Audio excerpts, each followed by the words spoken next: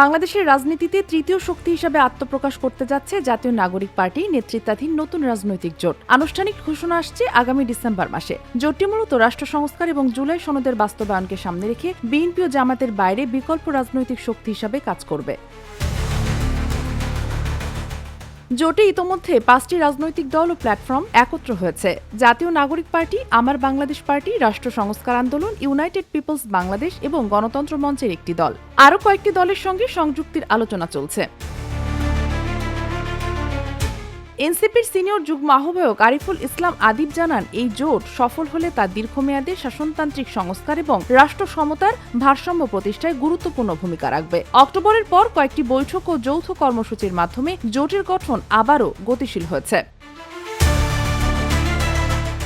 ফেনীতে এবি পার্টির চেয়ারম্যান মুজিবুর রহমান মঞ্জু জানান, ত্রয়োদশ জাতীয় সংসদ নির্বাচনের আগে নতুন জোটের সিদ্ধান্ত চূড়ান্ত হতে পারে। রাজনৈতিক বিশ্লেষকরা মনে করছেন, ভোটের ক্ষেত্রে তাৎক্ষণিক প্রভাব সীমিত হলেও নতুন জোট রাজনৈতিক বাস্তবতায় গুরুত্বপূর্ণ বার্তা দেবে। ডিসেম্বরে ঘোষিত এনসিপি নেতৃত্বাধীন জোট কতটা প্রভাব ফেলবে তা এখন বাংলাদেশের রাজনীতির নজরের কেন্দ্রে।